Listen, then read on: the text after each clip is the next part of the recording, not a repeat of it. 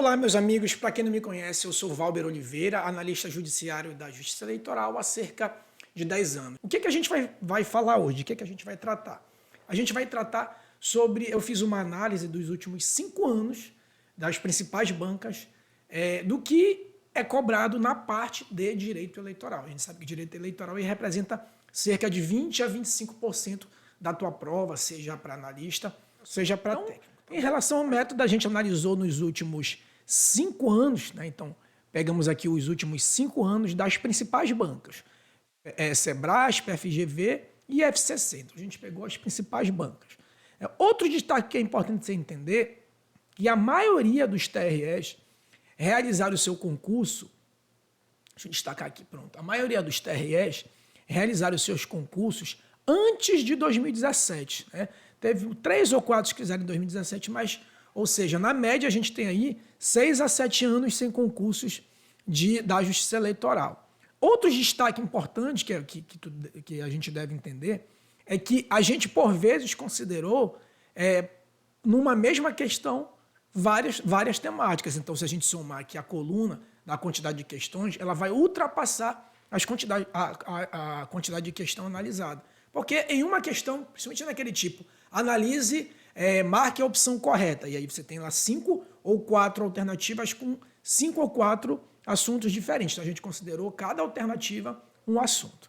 Tá bom? E por fim, o quarto destaque que a gente coloca é que o concurso mais recente da Justiça Eleitoral foi o TRE do Pará, em 2020. No entanto, foi uma banca, né, que não é uma banca tradicional daquelas 3 grandes que a gente considerou aqui, né? A Sebrasp, a FGV e a FCC. Aí a gente não sabe ainda qual é a banca que o TSE vai contratar. A única coisa que a gente sabe é que a FCC já declarou que não quer fazer concurso grande, né? Então a gente não sabe se de repente, de uma certa forma, a gente pode eliminar. De qualquer sorte, a gente só vai saber quando realmente o edital for publicado ou quando estiver a licitação for dispensada, né? Enfim, quando tiver alguma espécie de contratação da banca, e a gente vai saber. Por enquanto, o que nos resta é apostar que pelo menos vai ser uma dessas 3 bancas tradicionais.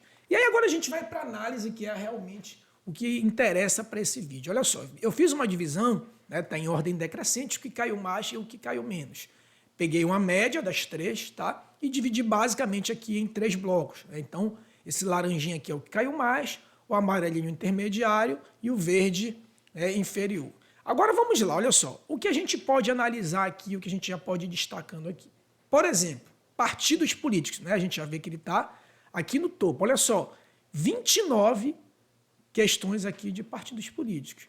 E a gente vê que não há uma distinção muito grande na branca. Olha só, a Sebrasp cobrou 10, a FGV cobrou 7, a FCC 12, né? Não há uma discriminação, né?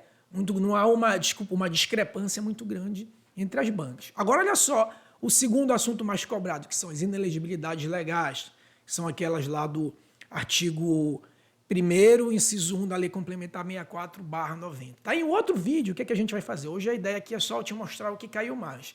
Mas em outro vídeo, a gente vai fazer aqui um outro vídeo para te explicar cada ponto desse, o que cada ponto desse não é uma aula, mas é o que cada ponto desse estuda e como você vai estudar. Se por PDF estruturado, se pela lei direto, ou por videoaula, ou por livro. Então, se a gente alcançar um número de like aqui razoável, a gente grava esse outro vídeo fazendo uma análise de cada assunto, como você deve estudar, tá bom? Então, olha só, inelegibilidade legais. Repare que, apesar de ser o segundo assunto mais cobrado, na média, a gente percebe uma certa discrepância. Sebrasp cobrou 7, FGV 5 e a FCC já cobrou 14. Então, se for a FCC a banca, a gente já percebe que ela gosta muito de inelegibilidade legal. Né? A mesma coisa a propaganda eleitoral. É o terceiro assunto mais cobrado. A gente percebe a seguinte discriminação. Sebrasp e FCC gostam bastante. No entanto, a FGV só cobrou 2. Aí o que a gente deve levar em consideração? Que a FGV também fez pouquíssimos TREs. pouquíssimas provas que envolvem eleitoral. Por exemplo, ela nunca fez acho que ela fez desses últimos concursos que a gente está considerando, 2016, 2015, ela só fez concursos para magistratura e promotor. Então, por isso que a quantidade aqui de questões de direito eleitoral da FGV fica um pouco prejudicada, tá bom? Registro de candidatura, né, o quarto assunto mais cobrado, a gente consegue perceber uma média ali. Funções e órgãos da Justiça Eleitoral, de um certo modo a gente percebe uma média ali também. Conduta vedada a agente público, também a gente percebe uma certa média, com a FCC aqui cobrando um pouco menos, tá bom? Alistamento eleitoral, olha só, agora a gente tem aqui uma grande discrepância ainda nesse primeiro grupo, né? A Sebrasp cobrou 4 questões, a FGV apenas uma e a FCC cobrou 12, né? Isso aí, com certeza, isso ocorreu porque a FCC ela tem mais tradição em cobrar letra de lei e o alistamento eleitoral ele é basicamente a letra de lei. Talvez isso pode ser explicado também. De qualquer forma, o alistamento eleitoral está aí no nosso primeiro grupo. Abuso de poder e as ações lá de investigação, né, que é a investigação judicial e a impugnação ao mandato eletivo. Também está aqui no nosso primeiro grupo, é bastante cobrado, com uma discriminação que a FCC não cobrou quase, né, apenas 2 questões, se a gente considerar que a FCC é uma banca tradicional. Inelegibilidade constitucionais, que são aquelas inelegibilidade lá reflexa, parental, ou a reeleição, né, ou a inelegibilidade lá em razão do analfabetismo. Então, são as constitucionais. Há aqui também uma forte cobrança, né, com a FGV nem cobrando tanto assim. De qualquer forma, ela está no primeiro grupo. Votação, fiscalização, apuração, financiamento de campanha eleitoral. E aqui uma discrepância também de competências do TSE e do TRE. Olha só, a FCC gosta bastante, 9, né? Enquanto a Sebrasp e a FGV só cobraram 1. Né? Então, a FCC acabou puxando aí a competência do TSE e do TRE para cima. A parte penal eleitoral, a gente percebe aqui que a FGV não cobrou nenhuma, a FCC e Sebrasp mantiveram aí uma média. Recursos eleitorais, a gente também percebe aí uma certa média. E a gente vem aqui o segundo grupo, né? O Ministério Público, a gente percebe que ele veio bastante aqui com 8, porque a gente deve destacar que o Ministério Público, que a Sebrasp fez muita prova de promotor de justiça e procurador da República.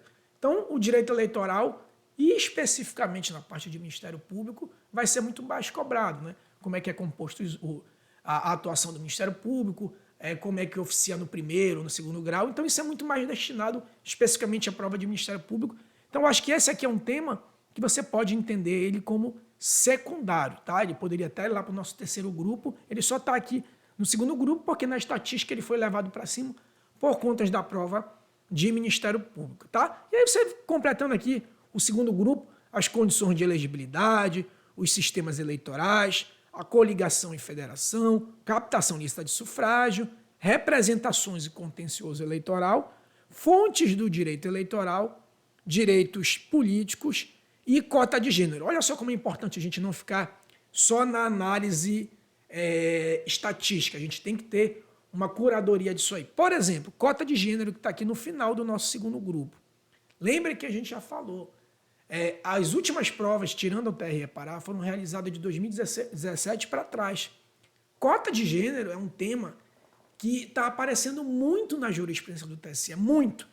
Toda a sessão do TSE tem julgamento de cotas de gênero. Então, por exemplo, se for a FGV ou a Sebrasp, é quase certo que esse tema vai vir, porque toda semana tem publicação de julgados de cotas de gênero, que é lá do artigo 10º, parágrafo 3º da Lei 9504, lá, que diz que cada gênero tem que ter pelo menos 30% ali na hora de registrar os candidatos. Então, é um tema que, apesar de estar aqui no segundo escalão, eu colocaria ele no primeiro grupo, né? Porque provavelmente vai ser um tema que vai ser bastante abordado, tá bom? E por fim, aqui no nosso terceiro grupo, a gente tem princípios de direito eleitoral, tá? Aqui só houve uma falha aqui na FCC, mas tem aqui, salvo melhor dizendo, são 3, tá? Aqui houve só uma falhinha, mas são 3 da FCC.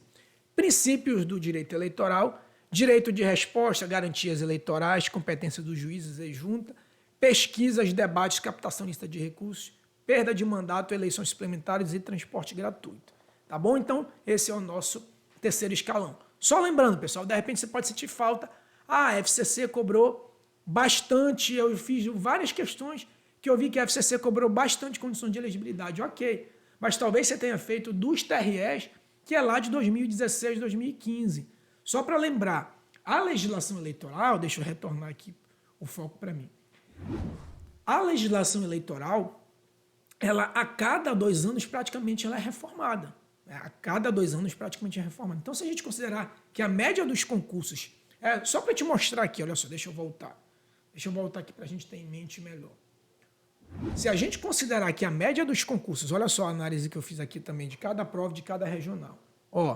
Se a gente considerar que a maioria dos concursos eles ocorreram antes de 2017, olha só, Pará aqui é um ponto fora da curva. Pará é um ponto fora da curva, né? Deixa eu destacar aqui. Pará é um ponto fora da curva, 2020, certo? É um ponto fora da curva. Mas a maioria, olha só, aqui está em ordem decrescente de ano.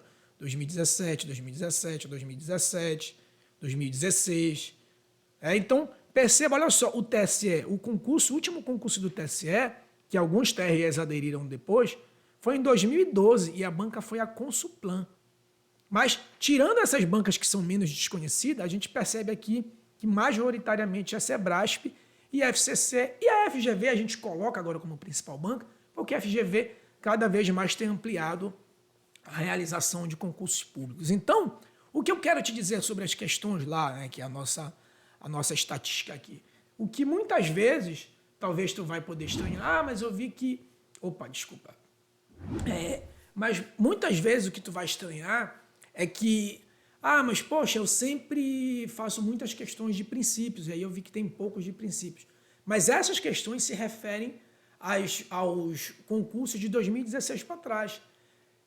Fazer a questão, tá, tudo bem, pode fazer para exercício de fixação. Mas isso já não é tanto um parâmetro, porque a gente pode considerar aí 7, 8 anos de concursos atrás. Como a gente já teve aí 4 eleições, então a gente tem pelo menos, em média, 4 alterações ou até mais, 4 alterações legislativo, tá bom? Então, eu posso fazer questão? Pode fazer questão em 2016. Cuidado, né, que não, às vezes, os padrões aí de filtros de concurso, né, aqueles aplicativos gerais de concursos que filtram questões, naturalmente, como é um volume imenso de questão, não tem uma curadoria para dizer se aquela questão está desatualizada ou não. Então, tenha muito cuidado com essas questões de 2016 para trás, tá bom? Muito embora você vai fazer questão de 2020, 2021, 2022, de promotor, juiz, enfim, mas eu prefiro fazer essas questões, que elas são mais confiáveis, do que as questões de 2016 para trás, mesmo sendo de TRE e de TSE, porque são questões já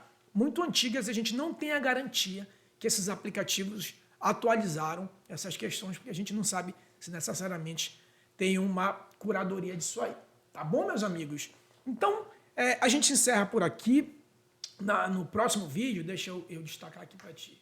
No próximo vídeo, a gente vai tratar de como estudar, né? Seria essa aba aqui, tá? Como estudar cada assunto desse, tá bom? Como estudar cada assunto desse, se por lei ou por PDF, né? Enfim, mas isso aí a gente deixa para o próximo vídeo. Agora a gente fica por aqui, enfim, para o vídeo não ficar muito extenso, tá bom? Então, não se esquece de dar o like, de se inscrever aqui no canal. Quanto mais like tiver, isso vai incentivar a gente a fazer um próximo vídeo especificamente sobre algumas questões do concurso do TSE unificado, tá bom? A gente se vê por aqui, um forte abraço e até a próxima.